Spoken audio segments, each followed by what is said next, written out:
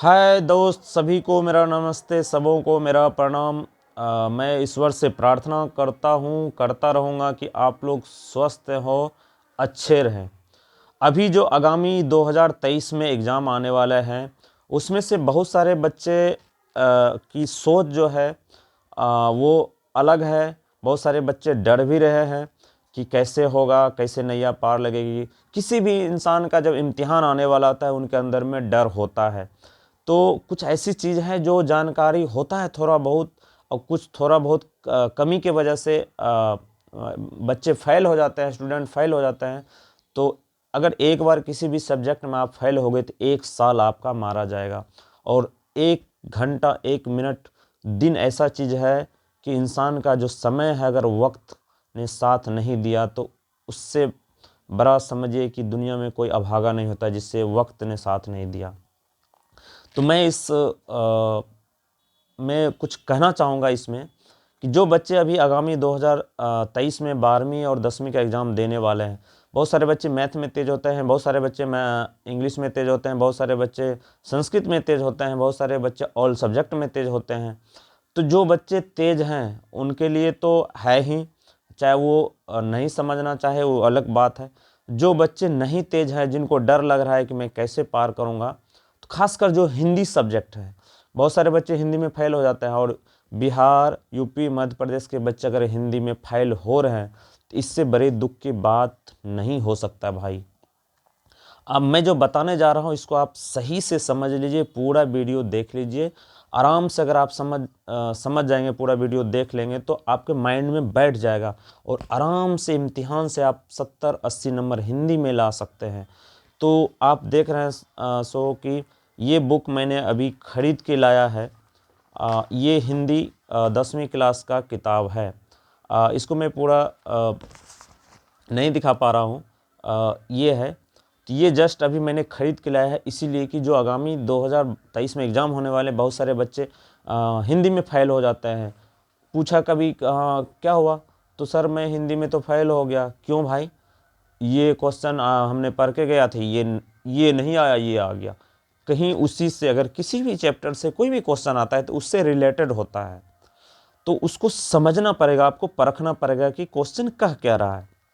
जैसे उदाहरण के लिए इस हिंदी में आप देख रहे हैं गद खंड है और पद खंड है। ऊपर गद खंड है, नीचे पद खंड है। तो जैसे उदाहरण के लिए मान ले आपको कोई कविता आ गया, तो उसका आपने जो पंक्ति है कविता का, वो कुछ और, आप किसी और पंक्ति को आप रट के आए थे और दूसरी पंक्ति आ गई।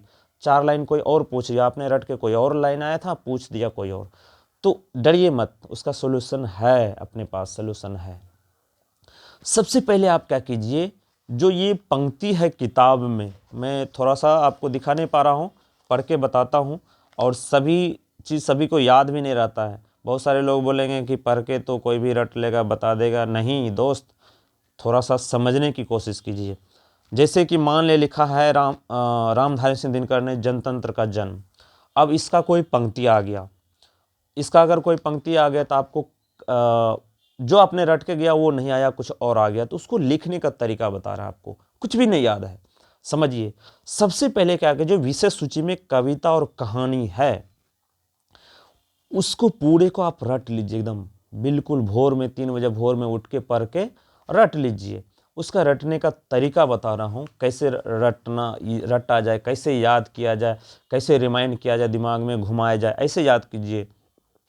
रेनर मारिया रिल्के मेरे बिना तुम प्रभु, ये कविता है। रेनर मारिया रिल्के मेरे बिना तुम प्रभु, ये कविता है। अब इसको कैसे रटना है? रेनर मारिया रिल्के मेरे बिना तुम प्रभु, आगे बढ़ जाइए सीधा। सुमित्रानंदन पंत भारत माता, रामधारी सिंह दिनकर जनतंत्र का जन्म, कुंवर नारायण एक वृक्ष की हत्या। अब इसको उल्टा कीजिए, एक वृक्ष की हत्या, कुंवर नारायण, वीरेन डंगवाल हमारी नींद, अनामिका अक्षर ज्ञान, जीवानंद दास लौट कर आऊँगा फिर जीवानंद दास। अल्टरनेटिव, इसमें से 12 कविताएं हैं। 12 कविता है, तो सभी का कवि का नाम और कौन सी कविता लिखा है उसको रटने से फायदा क्या होगा। बहुत सारे बच्चे सभी थोड़ी आएंगे जो आप सब बोल रहे हैं रटने के लिए। गुरु पहले समझो। अगर आपको मिलाने का एक उदाहरण दे रहा हूँ, मिलाने वाली क्वेश्चन आ गया, कवि का नाम और जो कहानीकार है, लेखक का नाम मिला दिया, 8 अंक आया, 8 मिलाने वाला है। आपको लिख दिया जनतंत्र का जन्म, उसमें लिख दिया है वीरेन डंगवाल का नाम है, अनामिका है, जीवानंद दास का नाम लिखा हुआ है। इस तरफ लिखा हुआ एक वृक्ष की हत्या, कुंवर नारायण इसमें है, और उसमें क्या है, कुंवर नारायण नहीं दिया हुआ है और उसमें मिलाने के लिए वृक्ष की हत्या दिया हुआ है, तो उसको हम कैसे मिला देंगे? अगर एक मिला है, एक आपने गलती क्या थी, एक अंक तो गया, अगर 8 को उल्टा पुल्टा मिला दिया तो 8 अंक गया ना।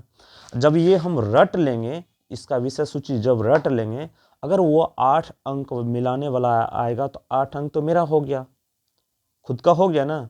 उसके बाद अगर कोई भी पंक्ति आ गया आपको, मान लें कि कोई भी पंक्ति आपको आ गया, उदाहरण के लिए जैसे हमारा इसी में से जनतंत्र का जन्म, जनतंत्र का जन्म जो है, जनतंत्र का जन्म का कोई भी पंक्ति आ गया, जैसे सदियों की ठंडी बुझी राख सुबह उठी, मिट्टी सोने का ताज बन इठलाती है, दो राह समय के रथ का घर घर, नाद सुनो सिंहासन खाली करो की जनता आती है। ये पंक्ति बहुत अद्भुत है, बहुत मार्मिक है। अब ये आ गया, उसके बाद आपने कुछ और लर्न करके गया था, ये पंक्ति आ गया, अब क्या करेंगे, तो उसका लिखने का तरीका होता है। आप लिखिए, कैसे लिखिए? सबसे पहले लिखिए, यह पंक्ति हमारे हिंदी साहित्य पाठ्य पुस्तक से लिया गया है। इनके रचयिता, इनको लिखने वाला, रचयिता मतलब लिखने वाला, रचने वाला, जिन्होंने बनाया, जिन्होंने लिखा, यह पंक्ति हमारे हिंदी साहित्य पाठ्य पुस्तक से लिया गया है। इनके रचयिता रामधारी सिंह दिनकर जी हैं। इन्होंने अपनी निर्झर लिखनी से बहुत सारी कविताएं, बहुत सारी कहानी, बहुत सारे उपन्यास लिखे हैं। उनमें से ये कविता जनतंत्र का जन्म अद्भुत है, जो हमारे जीवन को हमारे जीवन में बहुत ही मार्गदर्शक और बहुत ही जीवन को आगे बढ़ाने के लिए अच्छी कविताएं हैं। इस तरह का जब आप उसमें कोटेशन देंगे ऊपर में, तो कोई भी गुरु, कैसा भी गुरु होगा, वो समझ जाएगा कि बच्चे ने अपने दिमाग से लिखा है। या उसके बाद जब इस पंक्ति को आप मान लें गलती से लर्न कोई और करके ये गए थे, तो इस पंक्ति को बार बार पढ़ना है। इस पंक्ति को क्या करना है? बार बार पढ़ना है। सदियों की ठंडी बुझी राख सुबह उठी। सदियों मतलब क्या? बहुत दिनों से। कि ठंडी बुझी राख, बुझी राख मतलब क्या? जब आग जलता है घर में, बुरी तरह से जब वो बिल्कुल बुझ जाता है तो राख बन जाता है। मिट्टी सोने का ताजपन इठलाती है। तो इस चारों पंक्ति का अर्थ ये होता है, कवि कहना चाह रहा है, जब हमारा देश गुलाम था, ये एक तरह से क्रांतिकारी कवि थे रामधारी सिंह दिनकर। इन्होंने अपने जीवन में बहुत कुछ लिखा है।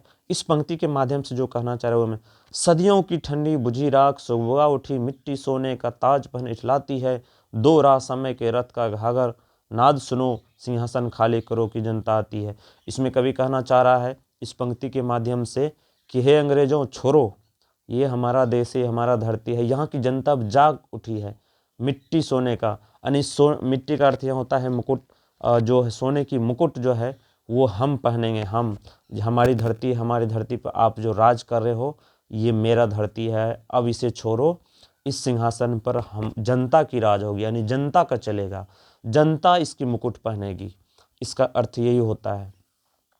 तो मेरा कहने का मतलब, जैसे आपने पंक्ति कुछ और याद करके गया, ये आपको आ गया, तो इस तरह अगर आप पंक्ति याद कर लेंगे एक एक करके, वो तो अति सुंदर। अगर आपने पूरी कविता याद नहीं किया है, आपने विषय सूची अगर पूरा याद कर लिया है, आपने पूरी कविता, पूरी कहानी नहीं भी पढ़ा है, फिर भी आप कुछ ना कुछ उसमें लिख के आएंगे। जैसे मैंने एक उदाहरण दिया मिलाने वाला, अगर आपको मिलाने वाला आ गया, उसमें 8 अंक आ जाएगा।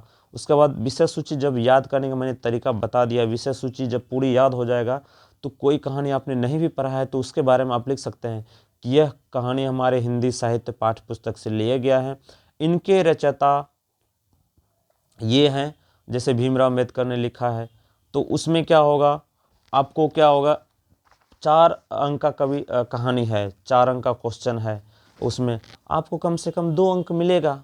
अगर आपने विषय सूची पूरी तरह से लर्न कर लिया है तो। भीमराव अम्बेडकर ने लिखा है श्रम विभाजन और जाति प्रथा। आपको ये तो पता है कि श्रम विभाजन जाति प्रथा भीमराव अम्बेडकर ने लिखा है, लेकिन उसका जो क्वेश्चन आया वो आपको याद नहीं, तो आप उसमें से बना के लिख सकते हैं। कुछ भी लिखेंगे, अगर उनके विषय पर लिखेंगे तो आपको अंक मिलेगा। हूबहू सेम क्वेश्चन आप नहीं लिख सकते, लेकिन उसके आधार पर लिखेंगे तो गुरु समझता है कि इनके पास माइंड है, इनके पास शार्पनेस है, ये कुछ अपने मन से लिखा है और वो अंक देंगे। इस चीज़ को आप नोट कर लीजिए, दिमाग में बैठा लीजिए, जो विषय सूची है इसको रट लीजिए, बहुत फ़ायदे में रहेंगे। और मेरा आप सबों के लिए बेस्ट ऑफ लक। आप सफल रहें, उत्तीर्ण रहें 2023 में। जय हिंद।